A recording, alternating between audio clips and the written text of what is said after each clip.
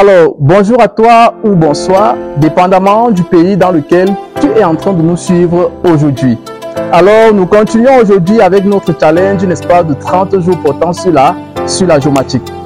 Alors, si tu viens de découvrir Diem Carto Service ou bien notre challenge portant sur la géomatique, je t'en prie, n'est-ce pas, de prendre un verre d'eau, de t'asseoir confortablement pour être vraiment concentré sur cette vidéo. Alors, nous sommes Diem Carto Service. Nous sommes spécialisés, n'est-ce pas, dans les services de consulting, de formation et d'accompagnement dans différents secteurs d'activité en rapport avec la géomatique. Alors, je suis Dave Chinda, je suis ingénieur des mines, géomaticien cartographe. Par ailleurs, je suis le responsable ou le promoteur de la start-up Diem Carto Service.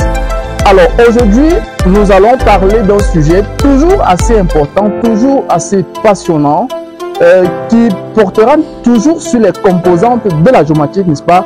Mais aujourd'hui, nous verrons l'analyse et le traitement des données. Dans les vidéos qui précédaient celle-ci, nous avons vu les premières composantes de la géomatique, à savoir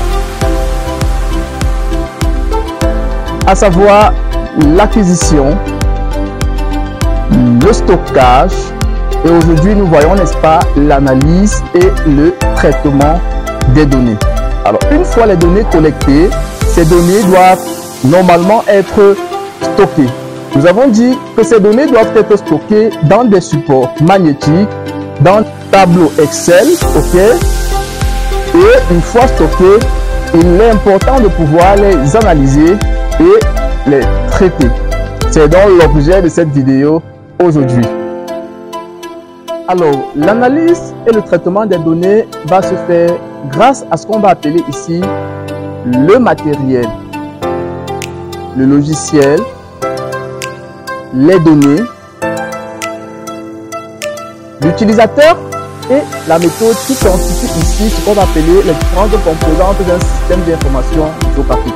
Alors, une fois les données collectées sur le terrain, que ce soit les données vectorielles, c'est-à-dire des points, des lignes ou des polygones, ou des données raster, certainement des images Landsat, images aster, images spot et bien d'autres images encore, ces données collectées-là doivent donc être analysées et traitées. On aura donc besoin de ces différentes composantes-là pour pouvoir analyser et traiter, n'est-ce pas, ces différentes données, aidant ainsi à une meilleure prise de décision. D'accord?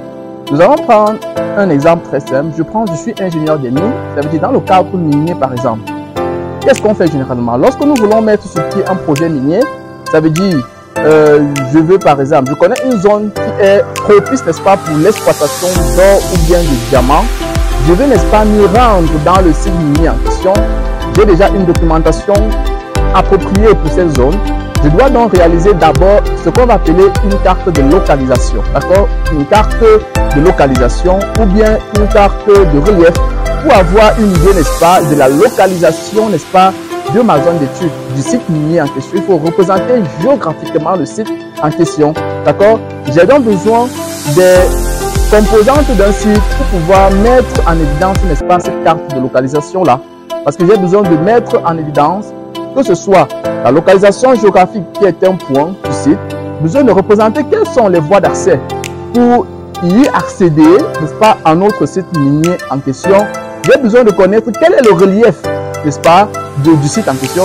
J'ai besoin de savoir les cours d'eau. Est-ce qu'il y a des cours d'eau qui passent, n'est-ce pas, dans notre site en question. Alors, ces différents éléments-là, vectoriels, que je vais représenter, n'est-ce pas, sur une carte, sous forme d'une carte, va donc me permettre de pouvoir prendre une meilleure décision lorsque je vais me rendre sur le site.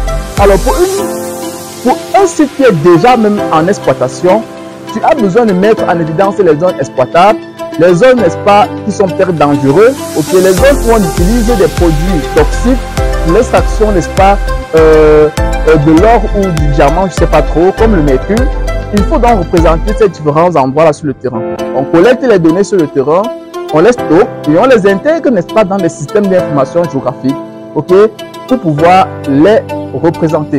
Alors, cela se fait dans tous les autres secteurs d'activité parce que je l'ai dit à l'entame de notre challenge, partout là où il y a l'information, partout là où l'information se fait ressentir, le géomaticien intervient pour pouvoir, n'est-ce pas, collecter ces informations-là pour aider à une meilleure prise de décision. Que ce soit dans le domaine de l'agriculture, le domaine de l'urbanisme, le domaine de la foresterie, le domaine, n'est-ce pas, de la topographie, le domaine de l'humanité ou de la santé publique, le domaine environnemental, le domaine de la santé publique et bien d'autres domaines encore, le géomaticien intervient pour collecter l'information, stocker les informations, les intégrer dans des systèmes informatisés pour permettre une meilleure prise de décision. Alors, dans la suite de notre challenge, nous allons prendre secteur par secteur pour vous montrer des cas pratiques, j'ai bien dit des cas pratiques d'aide à la prise de décision dans ce secteur d'activité-là. Si on parle de l'agriculture, par exemple,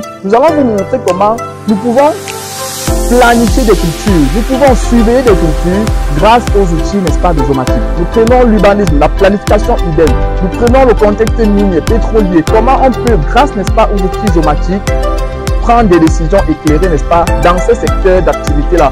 Nous prendrons l'urbanisme, nous prendrons la santé publique, l'humanitaire. Nous avons travaillé sur des projets dans ces secteurs d'activité-là. Nous allons partager avec vous notre expérience dans ce domaine. Comment est-ce que nous avons pu mener à bien ces différents projets-là en utilisant tout simplement les outils géomatiques.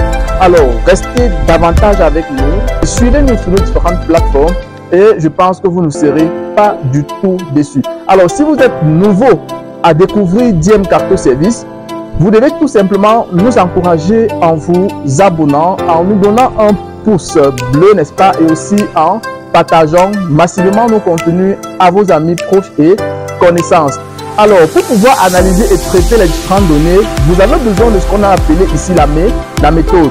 C'est d'ailleurs pourquoi Diem Carto Service, dont je suis le promoteur, nous proposons des formations spécialisées pour toi qui est passionné par le domaine de la géomatique, ou bien si tu es tout simplement quelqu'un qui est curieux, nous proposons donc des formations sur mesure qui vous permettront, n'est-ce pas, de pouvoir quitter de 0 à 1, ok, dans ces domaines-là. Nous avons des formations proposées en cartographie numérique, en cartographie géologique et minière, des formations que nous proposons en cartographie des risques, cartographie humanitaire et santé publique. Nous proposons également des formations en cartographie géologique et minière, peut-être je l'ai déjà dit.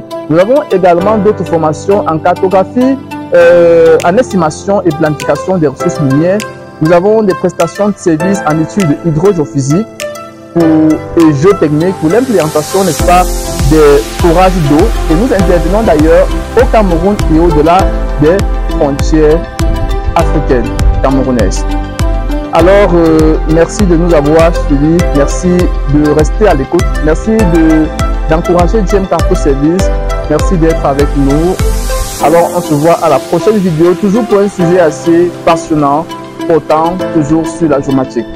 Merci et à la prochaine.